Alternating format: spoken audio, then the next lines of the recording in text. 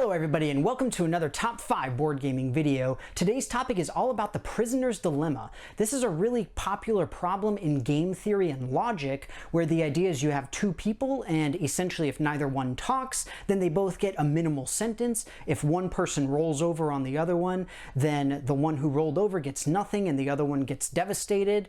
And if they both roll over on each other, then they both get devastated. With the idea being that you always see these criminal shows and stuff where it's like, don't talk to the cops. If you get caught, then don't talk. Stay strong, stay together, all this kind of stuff. And that's the idea of the prisoner's dilemma. And the fact is that there are games that are related to this, and it's really, really fun because it creates a ton of wonderful social interaction and table talk. I absolutely love the concept, and there are some games that do it really, really well. As always, though, I'm excited to hear what you guys have to say. What are your thoughts on the idea of the game theory and the logic problem in general, as well as what are your favorite games that implement it? Let me know in the comments below. But with that, we're going to get started right off with my number 5. At number 5, we've got Cosmic Encounter. Now, this is low on the list because even though it's my favorite game, it doesn't apply the prisoner's dilemma consistently and constantly. Essentially, within this game, you'll often have a situation where you've got two people fighting against one another, and they essentially say, oh, we'll just negotiate. And one person might say, haha, I'm not actually going to do that, and I'm going to win, and I will receive all of the spoils, but then nobody's ever going to trust them again. And so to an extent, you do see that, where you do have these deals being made and subsequently broken. It's on the list because it is my favorite game, and it's one of my favorite tactics to have because it is a lot about bluffing and all this kind of thing, especially alongside the alien powers. Cosmic Encounter, my number 5. At number 4, I've got Diplomacy, effectively very similar to Cosmic Encounter in terms of its implementation of the prisoner's dilemma, where you have a very heavy social interaction aspect to diplomacy. People are constantly making backroom deals where you've got backstabbing and you've got alliances made and broken and all this sort of thing, where the dilemma will effectively come from, well, so-and-so said that he'd give me this, that, and the other. What are you going to do to beat that?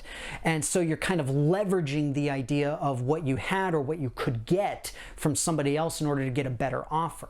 And then subsequently, you end up stabbing the other person in the back so they drop down significantly. It's a great game. It's a ton of fun. It is very, very complicated. Well, it takes a long time. It's mechanically very simple, but it doesn't fit, again, super well into Prisoner's Dilemma. Still, it is there. Diplomacy, my number 4. At number 2, I've got Game of Thrones, the board game. Prisoner's Dilemma essentially comes in two major forms in this particular game. First off is the support tokens. If two factions are warring against one another and you're adjacent, then you can essentially sell your services as an alliance. And at the same time, you can also backstab the other person in exchange for something from the other one that they offered you more substantial. Very, very similarly to diplomacy in that like. And you also have this idea of mutually assured destruction versus if you stay over there, then I'll stay over here and we'll be able to live together, happy family type of thing. You do have a lot of that when it comes to territory control. In addition, you also have the wildlings, where the idea is that you want to spend a little bit of money, you want to spend enough that the wildlings will go away, but not so much that you drain your treasury dry. And the problem is that everybody has to fight against the wildlings, and if you don't, then you get in trouble even if everybody wins. So it's kind of interesting in that sense because you've got a couple of different things. That said, it is Game of Thrones. You would expect to have that sort of political intrigue and backstabbing alliances, all of that kind of stuff in it. Great game overall, and my number 3. At number 2, I've got Gangsters Dilemma. It has dilemma in the name, so that means it has to be like this, right? Essentially, in this game, you are playing as a bunch of different gangsters who are trying to commit heists. And the idea is that if multiple people go to the same area to do a heist, then you can potentially roll over on your fellow heisters to the cops and turn them in for a reward. Or you can sort of try and hide each other and not give anything away so that you don't necessarily lose anything, but you also don't gain anything. And so it becomes a matter of trust amongst the thieves around you.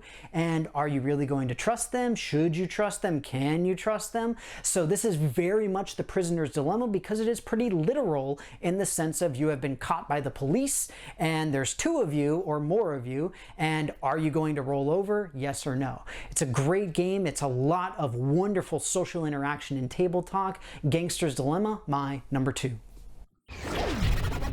At number 1, I've got Among Thieves. This is kind of a combination of Gangsters Dilemma, Cash and Guns, and the Resistance. Essentially, every turn, somebody's going to pick a team to go and commit a heist, and then everybody can choose to either be honorable or dishonorable. If everybody's honorable, then everybody gets a cut of the loot.